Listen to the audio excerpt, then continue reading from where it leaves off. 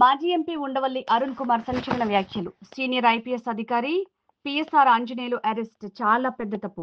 2 రోజుల క్రితం విజయవాడ జైలుకు వెళ్లి పిఎస్ఆర్ ను కలిసి వచ్చాను. చంద్రబాబు ప్రభుత్వం పిఎస్ఆర్ పై కక్ష సాధిస్తోంది. ముంబై నటి తనను రేప్ చేశారని ఫిర్యాదు ఇచ్చింది. ముంబైలో ఆ కేసు పరిష్కారం కాకుండా ఏపీలో విచారణ ఎలా ప్రారంభిస్తారు? పిఎస్ఆర్ అరెస్ట్ పోలీస్ శాఖపై చాలా ప్రభావం చూపుతుంది. తాను మరికొంతకాలం జైల్లో ఉండటానికి సిద్ధంగా ఉన్నానని పిఎస్ఆర్ నాతో చెప్పారు. తీసేయండి, ఇది కట్టేయండి, డిస్మిస్ చేసేయండి కేసు అని ఆంధ్రప్రదేశ్ గవర్నమెంట్ తరఫున. తర్వాత మళ్ళీ సజ్జల ఆయన వచ్చి ప్రెస్ మీట్కి వచ్చి చచ్చా అది మాది కాదు, మా గవర్నమెంట్ స్టాండ్ అది కాదు అని చెప్పారు. చెప్పినట్టుగానే వేశారు. ఇప్పుడు నేను పవన్ కళ్యాణ్ గారికి మొన్న రాసిన ఉత్తరం ఏంటంటే, అయ్యా ఇప్పుడు ప్రభుత్వం మీది, మీరు ఆ కోర్టులో ఉన్న కేసులో మీరేం ఇప్పుడు కొత్తగా ఏకల్లా స్టేట్ గవర్నమెంట్ వేసిన పిటిషన్ ఉంది. రేపు వాయిదా మేము కొత్త వాయిదా అడిగాం మొన్న ఏప్రిల్ 5వ తారీఖున, అంటే నెలల క్రితం నేను మళ్ళీ అర్జెంట్ హియరింగ్ అప్లికేషన్ ఫైల్ చేశాను. అది డెఫినెట్గా వస్తుంది. ఇప్పుడు ఈ వేసంకాలం సెలవులు ముందు రాకపోయినా వేసంకాలం సెలవులు అయిన తర్వాతన్నా వస్తుంది. వచ్చినప్పుడు కేంద్ర ప్రభుత్వం ఎందుకు వేయలేదు అని అడగడానికి నేనున్నాను. నేనే అడుగుతాను, మీకేమీ ఎంబ్రాసింగ్ ఉండదు. రాష్ట్ర ప్రభుత్వం తరఫున ఒక సీనియర్ అడ్వకేట్ని తీసుకొచ్చి నిలబెట్టి నేను గవర్నమెంట్ ఏదైతే వేసిందో ఆ వేసిన దాని మీద ఆర్గ్యూ చేయండి. ఒకవేళ అందులో మీకు ఇబ్బంది కలిగించే ఏమన్నా ఉంటే విత్డ్రా అయిపోవచ్చు. గత గవర్నమెంట్ వేసిన ఈ 18 పాయింట్లో ఈ 2 పాయింట్లు మేము ఇన్సిస్ట్ చేయట్లేదు, ఈ 16 మీదే మేము ఆర్గ్యూ చేస్తున్నామని.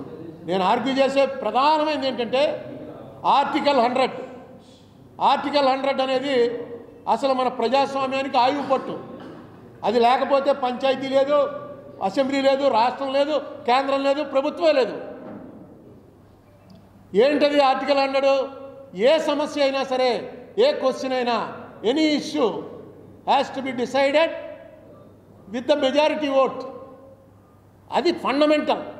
మీకు మనం చూస్తుంటాం అసెంబ్లీలో ఇప్పుడు 11 మందే ఉన్నారు అసెంబ్లీలో, కానీ స్పీకర్ ఖచ్చితంగా బిల్లు పాస్ చేసేటప్పుడు సేస్ ఐస్ హ్యావ్ ఇట్ అనే కారణంలో ఎంఎస్ గిల్ ఒకడు, ఏపీఎస్ గిల్, ఎంఎస్ గిల్ మంత్రి అనుకుంటాను.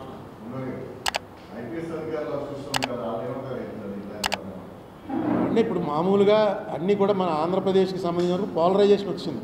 ఐపీఎస్లో ఒక గ్రూప్ తెలుగుదేశం, ఒక గ్రూపు వైసీపీ, అలా పోలరైజేషన్లో ఉన్నారు. కానీ ఇది ఆఫీసర్ల యూనియన్లు ఇవి కాదు, ఇది అసలు లీగల్ పాయింట్. ఇది మరి ఎందుకు రైజ్ చేయలేదో వాళ్ళు మన కోర్టులో నాకు అర్థం కాల. కోర్టులో రైజ్ చేయాలి, అసలు ఎలా అరెస్ట్ చేస్తారండి? నువ్వు ఒకటి మాట మాత్రం జడ్జి గారు అన్న మాట ఒకటి, అప్పుడు హైకోర్టులో అన్నాడో జిల్లా కోర్టులో అన్నాడో ఎక్కడ అన్నాడో కానీ జడ్జి గారు ఒక మాట అన్నట్ట, ఒక కామెంట్ బెంచ్ మించి, అసలు మీరు కేసు చదివి తీసుకొస్తున్నారా? కేసు అంతా చదువుకుని తీసుకొస్తున్నారా? ఊరికే అరెస్టు తీసుకురావటం, రిమాండ్, ఎందుకంటే రొటీన్ అని అడిగారని చెప్పి ఎవరు చెప్పారు, ఎవడో పంపించాడు. సో డెఫినెట్గా this is going to be A larger debate. ఇలా చేయటం వితౌట్ కోర్టు పర్మిషన్ తీసుకురావటం, పోలీసుల్ని ఒక రకంగా పార్టీ కార్యకర్తలుగా మార్చేసే ప్రయత్నం చేస్తే మామూలు జనం పరిస్థితి, ఏ పార్టీకి సంబంధం లేని జనం. ఇప్పటివరకు నాకు తెలిసి పోలీసు వ్యవస్థ మీద ఎన్ని రకాల విమర్శలు ఉన్నా, బ్యాడ్ కామెంట్స్ ఉన్నా, ఏమున్నా, వరల్డ్లో మోస్ట్ పవర్ఫుల్ పోలీస్ ఎవరు అంటే ఇండియన్ పోలీస్ అది వరల్డ్లో. ఎందుకంటే వీళ్ళకున్న అధికారాలు ఎవరినైనా తీసుకెళ్ళి 24 hours లోపల వేసేయచ్చు. అలాంటి అధికారాలు ఉన్న పోలీసు. అధికారాలు అలా ఎందుకున్నాయంటే వాళ్ళు దుర్వినియోగం అనుకున్నట్టుగా జరగలేదన్నమాట. మనల్ని ఇక్కడ ఉన్న వాళ్ళు ఎవరిని మనం వేయలేదుగా ఎప్పుడు. మన పోలీసు వాళ్ళు, అందులో మీరు జర్నలిస్టులు రోజు పోలీసుల మీద రాస్తుంటారు, అవి రాస్తుంటారు. మిమ్మల్ని పట్టుకెళ్ళి ఎప్పుడు ఎవరిని వేయలేదు కదా. ఈ మధ్యన వేస్తున్నారు. అది ఈ మధ్యన కూడా ఎవరిని వేస్తారంటే వాళ్ళ పార్టీకి వ్యతిరేకం జర్నలిస్టులు ఉంటే వేస్తారు. మీరు అది కూడా ఉండొచ్చు, నువ్వెవర్రా చేయడానికి. నాకు ఒకసారి 3 Town పోలీస్ స్టేషన్లో ఓ బండిని కారు గుద్దింది, గవర్నమెంట్ హాస్పిటల్ దగ్గర. బండిని కారు గుద్దితే ఆ బండి వాడికి మొత్తం కింద పడిపోయాడు, దెబ్బలు తగిలే, కారు గుద్దేసి వెళ్ళిపోయింది. నెంబర్ అన్నీ నోట్ చేసుకుని వాడు వచ్చి పోలీస్ స్టేషన్ 3 Townలో ఫిర్యాదు ఇచ్చాడు. అప్పుడు ఎస్ఐ చాలా మంచివాడు, నాకు క్లోజ్, అప్పుడు పరిచయం లేదు. ఎస్ఐ కేసు బుక్ చేశాడు. చేసిన తర్వాత ఆ కారు వాడు ఎవడో నాకు తెలుసు, వాడు నా దగ్గరికి వచ్చాడు. నేను అప్పుడు ఏమీ కాదు, ఇది 80లో. కారు వాడు నా దగ్గరికి వచ్చి, గురువు ఇలా గుద్దేశాను, జనం ముగిపోతుంటే కాలేజీలోంచి తప్పించుకుని వచ్చాను, కొంచెం చూసి పెట్టంటే ఎవరినో పంపితే బండివాడికి పెద్ద దెబ్బలేం కాదు, గవర్నమెంట్ హాస్పిటల్ దగ్గర ఉన్నాడు.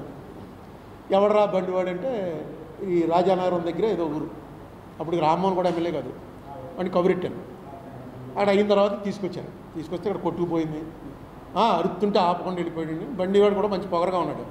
అరుతుంటే ఆపకుండా వెళ్ళిపోయాడు, లేకపోతే అప్పుడే వదిలేద్దు. అది చూడండి, బండి గుద్దేసి ఆపకుండా వెళ్ళిపోయాడు. పట్టుకొని బండికే అవ్వాలా, వెనక నుంచి గొత్తడంతో ముందు వెళ్ళిపోయాడు.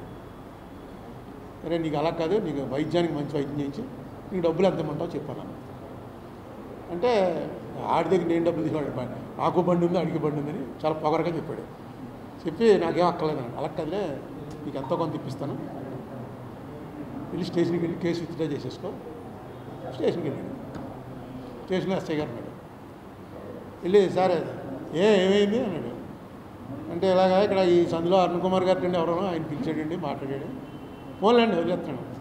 లాగి పెట్టుకుంటే కేసు ఎట్టడం నువ్వే, వదిలేయడం నువ్వేనా? ఎవడరా అరుణ్ కుమార్ అని తీసుకురండి కేసు. అదేంటండి నేను ఏం రాజీ పడిపోతానంటే అదేంటి కూర్చో, కేసు పెట్టడం నువ్వే, ఇంకంటే మేము ఖాళీగా ఉన్నాం అనుకున్నావా అని చెప్పి ఆయన పెట్టాడు. నన్ను పిలిచారు వచ్చి, ఆయన లోపల వేసారండి. నేను లోపల లేదు, బయట కూర్చోబెట్టారు. వెళ్ళాను. ఆయన పరిచయం లేదు నాకు. మీరు ఎవరండి, అసలు మీకు ఏంటంటే సంబంధం అన్నాడు. ఈ ఎవరైతే కారువాడు నాకు తెలుసు, కారువాడు తెలిస్తే మీరు రాజ్యత మేము ఎందుకు పోలీసులు మూసేస్తాం పోలీస్ స్టేషన్ అంటే ఒక మాట చెప్పాను, నేను లాయర్ని అని చెప్పాను. మరి పోలీస్ స్టేషన్ ముగించండి ఇంక మేమెందుకు అన్నాడు.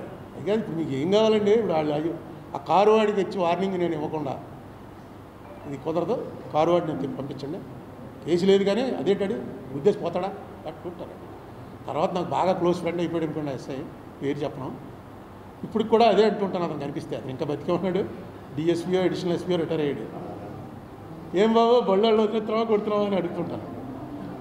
ఏం చేస్తారు పోలీస్కి అక్కడ కూర్చున్నప్పుడు ఎవడరా కారు గుద్దేసి వెళ్ళండి అనగానే ఆవేశం వచ్చింది, పట్టుకో కారు అండి అని. వీడు వచ్చి వదిలేండి అంటే ఎలా వదులుతాడు?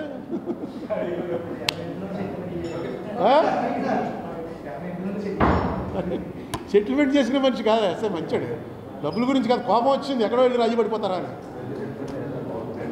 ఓకే, ఏడాది పూర్తవగానే ఈ ప్రభుత్వం ఏడాది ఏమంటారు దాన్ని రిపోర్ట్ ఇచ్చేవాడిని సుబ్రహ్మణ్య వేదంలో. ఇప్పుడు సుబ్రహ్మణ్య వేదంలో రిపోర్ట్ ఇచ్చేంత ఓపిక లేదు, కానీ ఖచ్చితంగా ప్రెస్ మీట్ పెట్టి నా రిపోర్ట్ ఇస్తాను. ఓకే, పవన్ కళ్యాణ్ గారు స్పందించలేదని మళ్ళీ పెట్టాను, స్పందించేలా చేయండి.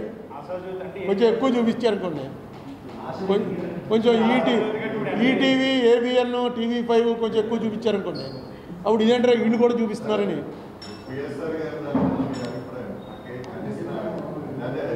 అరే ఇప్పుడు దాకా చేసింది అదే కదండి. అసలు ఇది నాకు ఆ బొంబాయి పేపర్లు రానివ్వండి, లార్జర్ ఇష్యూ ఇది. నిజంగా రేపు జరిగితే రేప్ విక్టిమ్ని ఇలా చేయగలిగితే ఎందుకంటే ఇంక ప్రభుత్వాలు, అది జగన్ ప్రభుత్వం అని చంద్రబాబు ప్రభుత్వం అని. అలా ఈయనే మన పవన్ కళ్యాణ్ గారు యాక్ట్ చేశారు. వకీల్ సాబ్ చూసారా? అందులో ఏంటి కన్సెంట్. ఎవరైనా సరే అమ్మాయి రెగ్యులర్గా బ్రోతల వృత్తిలో ఉన్న అమ్మాయి అయినా సరే అతను బుక్ చేసుకుని డబ్బులు పే చేసి తీసుకెళ్ళి సెక్స్ కోసం అని పట్టుకెళ్ళిన అమ్మాయి అయినా సరే కన్సెంట్ లేదు అంటే కుదరదు. అదే జడ్జిమెంట్ అందులో, అదే ఈయన పవన్ కళ్యాణ్ గారు వాదించాడు. నిజం అది కరెక్ట్, లాలో కరెక్ట్. అది భార్య అయినా సరే కన్సెంట్ లేదు అంటే తీసుకెళ్ళి రేప్ కేసుకుని బుక్ చేసి లోపలేస్తారు, అది లా.